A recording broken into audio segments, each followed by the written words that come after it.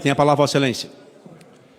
Senhor presidente, senhores deputados, senhoras deputadas, público que nos acompanha.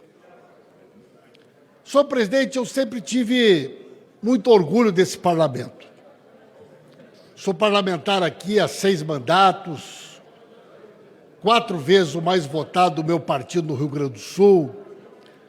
Mas confesso a Vossa Excelência a minha perplexidade, a minha tristeza em enxergar no que se transformou esse parlamento. Essa casa que já teve deputados como Ulisses Guimarães, figuras do parlamento como Mário Covas, Teotônio Vilela, Fernando Henrique Cardoso, que aqui tinham grandes debates da esquerda com a direita, hoje virou uma casa onde a oposição é representada quase que na sua totalidade por figuras caricatas, figuras imbecilizadas, que sobem até a tribuna como personagens e que falam olhando para o celular para lacrar num vídeo na internet, normalmente sem nenhum conteúdo, repetindo bobagens, agressões. É triste para um país enxergar uma oposição tão desqualificada e imbecilizada como nós temos hoje no Brasil. Mas eu penso, senhor presidente, poderia ser diferente? Que grupo poderia se formar tendo Jair Bolsonaro como líder? Nós, que tivemos a oportunidade de conviver com ele nessa casa, sabemos e conhecemos bem quem é Jair Bolsonaro. Jair Bolsonaro que saiu corrido do Exército, fugido pela porta dos fundos para não ser expulso. Jair Bolsonaro que sempre foi nessa casa um parlamentar medíocre. E se tem uma característica do Bolsonaro nessa casa, é sempre ter sido um covarde. Parlamentares mais antigos como eu lembram do Bolsonaro brigando com as mulheres, com as deputadas mulheres. Eu nunca vi o deputado Bolsonaro discutir com homem. Com mulher, ele era corajoso. Bolsonaro também gostava de ofender, atacar jornalistas mulheres. Mas com os homens ele sempre foi covarde. Poderia um grupo que tem um covarde como líder sair diferente dele? Evidente que não. Por isso que esses parlamentares imbecilizados vêm à tribuna e ofendem, agridem pessoas que inclusive não estão presentes. Porque esta é uma característica dos covardes, de falar de pessoas que não estão presentes. Além disso, senhor presidente, todos nós que conhecemos a trajetória do Bolsonaro sabemos que se tem uma outra característica do Bolsonaro, além da covardia, é a sua relação muito íntima e próxima com o crime organizado e com as milícias do Rio de Janeiro. Se a gente analisar os mapas eleitorais do Bolsonaro e dos filhos, a gente vai ver que, historicamente, são votos em áreas comandadas pela milícia. Mas, mais do que isso, nós que conhecemos o Bolsonaro e a história do Bolsonaro, sabemos da sua relação de proximidade com Adriano da Nóbrega, capitão Adriano da Nóbrega, assassino, chefe do escritório do crime, da milícia do Rio de Janeiro, e que tinha a mãe e a esposa. Isso mesmo, senhor presidente. O chefe do escritório do crime da milícia do Rio de Janeiro, o famoso capitão Adriano da Nóbrega, tinha a mãe e a mulher nomeada no gabinete do Flávio Bolsonaro, na LERJ, como deputado estadual. Só que nunca apareceram para trabalhar.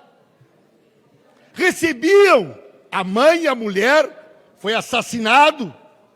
O capitão Adriano da Nóbrega, líder da milícia, foi assassinado.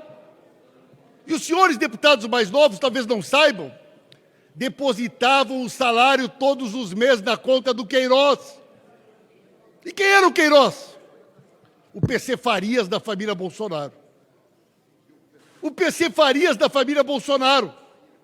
E durante anos, as contas do Bolsonaro, as contas da dona Michele, as contas pessoais da família eram pagas com o dinheiro dos familiares da milícia, dos familiares do crime organizado. O dinheiro da mãe e da mulher do Adriano da Nóbrega ia para a conta do Queiroz, e o Queiroz pagava as contas pessoais da dona Michele. O PC Farias, da família Bolsonaro, se chamava Queiroz. E eu muitas vezes desafiei a família para que me processasse, para que eu pudesse impedir a quebra do sigilo bancário do Queiroz e mostrar cada centavo do dinheiro do crime que entrou na conta dele, para sustentar esta família de criminosos. E que agora está aí o Ministério Público Federal, a PGR, identificando o Bolsonaro como líder da organização criminosa que, junto com o general Braga Neto, organizaram um golpe para tentar impedir o respeito ao resultado da eleição. Portanto, senhor presidente, que maneira poderia ser diferente? Um time que tem como capitão um covarde ligado com a milícia do crime organizado. Uma organização criminosa que tem como líder uma figura como ele, não poderia ter apoiadores, não poderia ser composta por militares ou por parlamentares diferentes destes que, lamentavelmente, a gente assiste nessa casa. Ontem, numa entrevista, o covarde do Bolsonaro foi capaz de dizer que o 8 de janeiro foi organizado pela esquerda. Olha que situação ridícula, senhor presidente. Segundo o Bolsonaro, passada a eleição, a esquerda financiou acampamento na frente dos quartéis. Segundo o Bolsonaro, fomos nós que financiamos aquelas pessoas durante meses, comendo e bebendo sem fazer nada na frente dos quartéis. Segundo o Bolsonaro, foi nós que pagamos os ônibus para trazer aquela gente para Brasília e depois, enquanto ele estava escondido nos Estados Unidos, depois de ter vendido as joias, aquela gente, segundo ele, paga por nós, quebrou a Câmara, quebrou o Palácio do Planalto, quebrou o STF para tentar impedir que o resultado da eleição fosse respeitado. Que ponto chega o desespero? Que ponto chega o desespero desse humilhante indicado pelo Ministério Público Federal como líder de uma organização criminosa? Mas, senhoras e senhores, será garantido ao Bolsonaro o amplo direito de defesa, a ele e todos os demais acusados. Essa é a primeira de 5 denúncias que serão feitas pela Procuradoria-Geral da República. E Bolsonaro terá a opção, terá a oportunidade de escolher, senhor presidente. Ele vai escolher entre a Papuda ou entre Bangu, entre Bangu ou entre a Papuda. Ele vai ter a oportunidade de escolher aonde cumprir pena.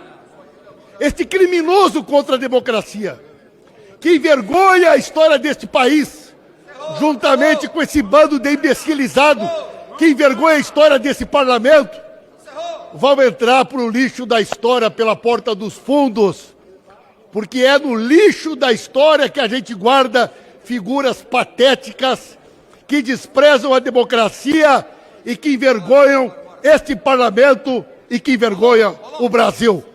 Vamos seguir em frente, acreditando no Brasil.